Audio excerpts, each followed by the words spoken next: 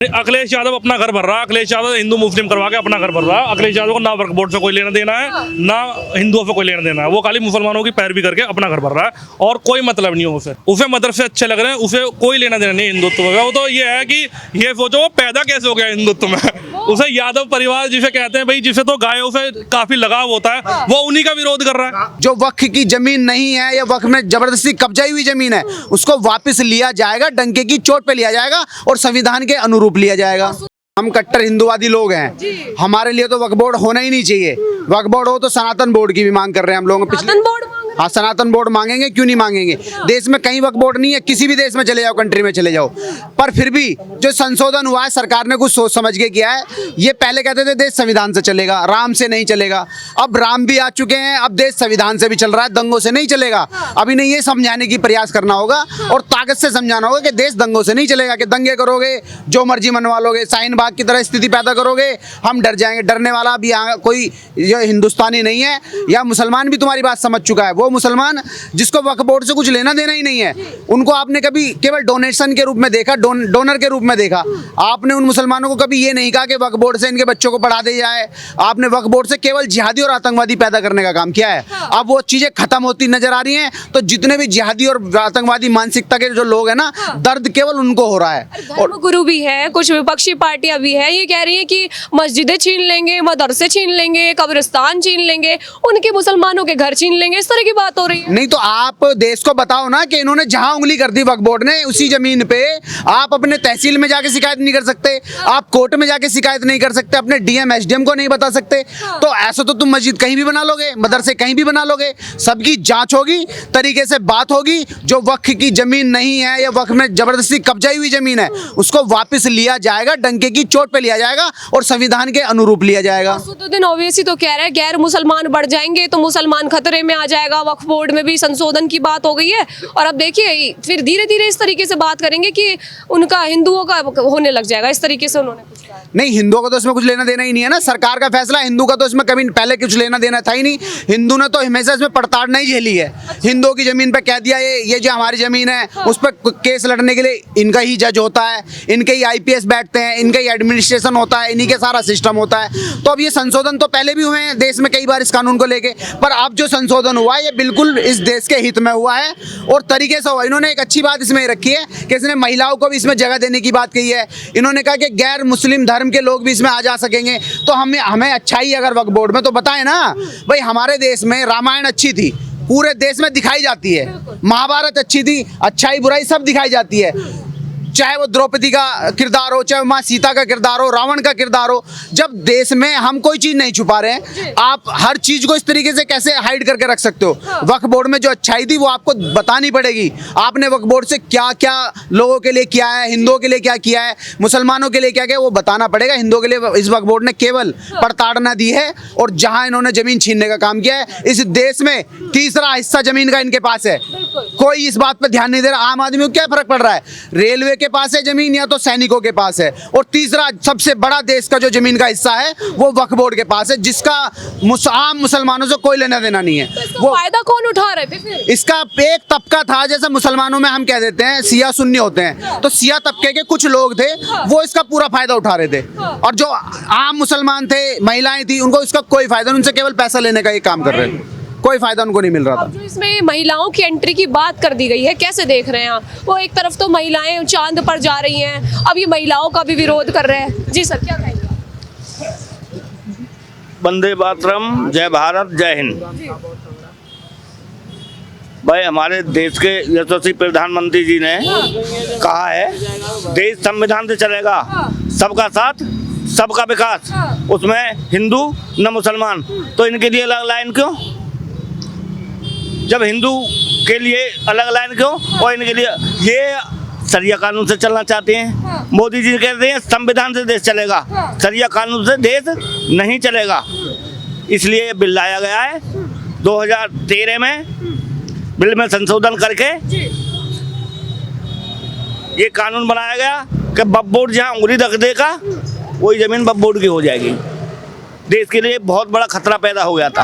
कह रहे देश के लिए बहुत बड़ा खतरा था, आप कैसे आप देखते हैं? बताइए। आप अपनी बात रखिए। नहीं सही कह रहे हैं अंकल जी, देश के लिए बहुत बड़ा खतरा पैदा हो गया था, क्योंकि इनकी किसी भी कुछ कहने पर इन्होंने कह दिया ये जमीन वक्फ बोर्ड की है, तो आप कहीं शिकायत नहीं कर सकते हो। सबसे बड़ी बात है कि आप कहीं शिकायत नहीं कर सकते हो, आप ये नहीं कह सकते हो कि ये जमीन हमारी है, क्योंकि वक्फ बोर्ड का नियम था जो जमीन उन्होंने बता दी ये जमीन इन्हीं की है।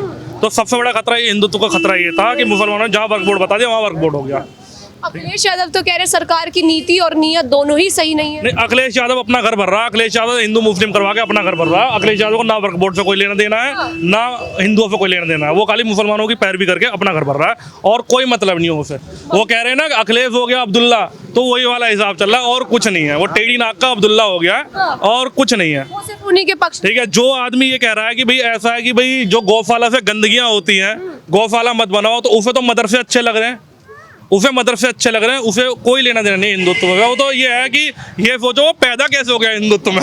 उसे यादव परिवार जिसे कहते हैं भाई, जिसे तो गायों से काफी लगाव होता है, वो उन्हीं का विरोध कर रहा है। गाय हमारी माता है, गाय हमारी हम माता, गाय वही चीज़ हम गाय को पूजते हैं और उसे गाय से दुर्गंध आ रही है, हैं? वो कह रही है गौशाला बनाओगे, बदबू पैदा कर रहे हो। हम इत्र बना रहे हैं, इत्र तो केमिकल से ही बना रही हो तुम,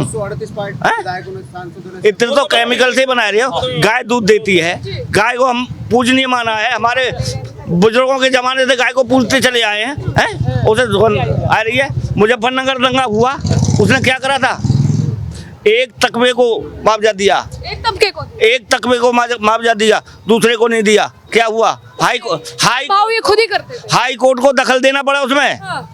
क्या आप ऐसा नहीं कर सकते हैं?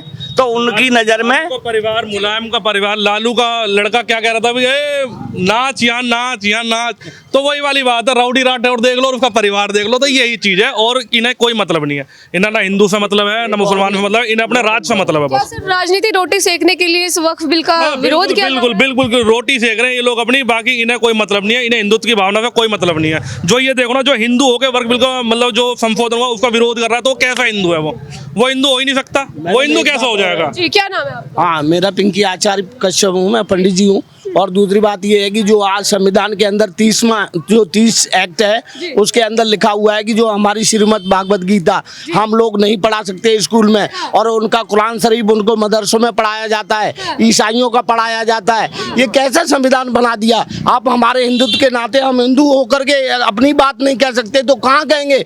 कौन सा कोर्ट जो है ना, आज उन्होंने जो याचना सुप्रीम कोर्ट में लगा दी है वो कैंसिल की जाए। सभी हिंदुओं की ये मांग है, हमारा हिंदुस्तान राष्ट्रीय होकर के रहेगा। सुप्रीम कोर्ट सुनवाई करेगा ना कि ये कानून बनेगा या नहीं बनेगा। वो कह रहे कि उनकी धार्मिक स्वतंत्रता को खतरा हो रहा है ऐसा बिल ला करके। देखिए, जो हमारे छोटे छोटे तबके लोग हैं, जो गरीब मोमडन है, वो भी हमारे हिंदू हैं, उनका डीएनए किया जाए। हमारे जब राष्ट्रीय स्वयंसेवक संघ के मोहन भागवत ने कहा था कि वो सब हिंदू हैं, उनका डीएनए कर लो। हाँ, और उनके लिए हम बहुत एक सेफ वो लाए एक्ट जिससे कि वो उनकी सुरक्षा रहेगी। नहीं बड़े बड़े मगरमच्छ यानी छोटे छोटे जो ना मछलियों को निकल जाएंगे, उनका फिर कुछ नहीं होने वाला। इसलिए वो छोटे छोटे मोमडन भी हमारे हिंदुओं के साथ रहे, ना उनकी ऐसी तैसी हो जाएगी। ममता बनर्जी नाम सुना होगा, वो कह रही हैं कि हमारी सरकार बनेगी तो इस संशोधन जो बिल आया ना, इसको हम अपने हिसाब से देख लेंगे। बनेगी कब सरकार, कब बनेगी, क्योंकि सरकार कब बन जाएगी? कह रही है हमारा वक्त भी आएगा। अरे नहीं बन सकती क्या सरकार? मैम, अब उसकी सरकार बनने वाली नहीं है, अब उसने चला ली। उसने कई बार देखा, अभी जो ना जब उसमें हॉस्पिटल के अंदर उस बहन के साथ जब रेप हुआ था, तब कहाँ गई थी ममता बनर्जी? तब उसके जो ना जानने वाले थे, तुरंत उनको इमीडिएटली जो ना पनिशमेंट करना चाहिए था। आज अगर सरकार हमारी बीजेपी की आई है और बीजेपी की सरकार चाहती है कि छोटे से छोटे और मैदान पे बैठे उसे न्याय मिले। आज हमारे हिंदुत्व जो है ना, जागृति आई है हिंदुत्व के अंदर, जो हमारे अंदर कॉन्शियस थी, अब जागी है ना। हमें तो किसी ने बताया नहीं कि what is the subconscious. Everybody not have to the knowledge कि out the control to the public. आज बीजेपी भी अगर कंट्रोल कर रही है तो हमको, हमारे नौजवान भाई है, आज हमें लग रहा है कि हम जो ना, we are the united, we are the Hindu. I am not calling to the Hindu, Hindu is the powerful and empowerment.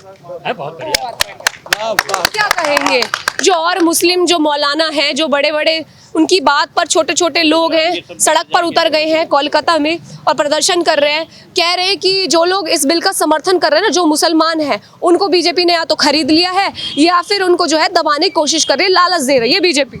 BJP लालच नहीं दे रही है, वो फिरका है। आपको पता है ना कि जब हमारे राष्ट्रीय स्वयंसेवक संघ के मोहन भागवत जी ने कहा कि उनकी ही बात के लिए आज हम हिंदू और मुसलमान के लिए एक एकता देना का परिचय देना चाहता हूँ, जो गंगा जमुना की जो है ना तहजीब को, क्यों कि आज अगर हम सब मिलकर के रहेंगे तो ज़्यादा बड़ी बात नहीं कहें, वो सेफ रहेंगे। नहीं तो वो देख रहे हो ना हमारे हिंदुओं के साथ, अगर वो हमारे एक बागे रहेंगे तो हमारी बात मानेंगे, और नहीं तो मैं हिंदू जो है ना कट्टर, आज हमारे अंदर जागरूकता आ गई, जो जागरूकता मेरे अंदर है वो आज हमारे उबाल ले रही है। अगर वो गलत करेंगे तो हम कहीं नहीं रुकेंगे, सारे हिंदू एक होकर के और उन लोगों को समझाएंगे और अटैक करेंगे उन पर। तो ये संशोधन हुआ है, इससे सबसे ज्यादा फायदा किस वर्ग को होगा? इस वर्ग को जो है ना, देखिए जो बड़े बड़े रेलवे है वो है, तो आज वर्ग को किसी को फायदा नहीं होगा। हम सब लोग हिंदुस्तान में रहते हैं, सभी आप भी रहते हो, हमें भी रहते हो। अगर ग्रोथ होगा तो सबका होगा, सबका साथ सबका विकास हमारे कहते रहे हैं प्रधानमंत्री जी। आज उनके अंदर उनके ना कोई बच्चा है सर, हाँ just you listen me before, जो ना उनके कोई बच्चा है ना वो कुछ है। आदित्य योगीनाथ जी है, अपने बच्चे, उनके भी कोई बच्चा नहीं, हम ही सब तो हैं, आप भी तो उनकी बेटी है, तो हमारे सवाल है उनके लिए। वो आज जो हिंदुस्तान में लोग रह रहे हैं तो सेफ रहेंगे, नहीं तो जो है ना बाहर देख लो दूसरों मुल्कों में, हाँ दूसरों मुल्कों में कहीं जगह नहीं है मुसलमानों के लिए भी। क्या कहेंगे जिस तरीके से वक्फ बिल आ गया है, संशोधन भी हो गया है, अब कानून बनने से पहले इसको सुप्रीम कोर्ट में ले जाने की बात कर रही है विपक्षी पार्टी? ऐसा है, उनका सुप्रीम कोर्ट में इलाज करेंगे। जो इस बिल का सबसे बड़ा फायदा ये है कि धीरे धीरे मोमडन से इस देश पे कब्जा कर लेते, अपनी जमीन बता के, जैसे संसद को बता दिया कि ये हमारी जमीन में बनी हुई है, कर्नाटक में कई गांव बता दिए, आंध्र में भी कई गांव बताए थे, उन पर सब पे रोक लग जाएगी। और हिंदू मुसलमानों के दंगे भी बंद होंगे कि भाई जो जबरदस्ती हिंदुओं की जो जमीन इसमें कब्जाई जा रही थी वो बंद हो जाएंगी, और गलत लेंगे तो उनकी सुनवाई भी होगी, तो दोनों पक्षों को फायदा होगा। खाली इनसे जो नुकसान हो रहा है, जो वक्त की कमेटी थी उनको नुकसान हो रहा है कि उनका फायदा खत्म हो जाएगा इससे। अब उनके हाथ में वो जा रही है सब रोटी 55 मुसलमान, जैसे राजीव गांधी जी ने कहा था 1 रुपया भेजते हैं जब 15 पैसा पहुंचते हैं, बीच में सब खा जाते हैं। ऐसे ही इसमें सब खा रहे थे, गरीब मुसलमान को किसी को नहीं मिल रहा था। सब ये जो कमेटी बनी हुई थी, बब कमेटी, सब यही खा रही थी। मुसलमानों के वोट में मोदी जी की सब निगाह में है, उन्होंने ये कानून लाए, हाँ और इसी वजह से ये कानून लाए।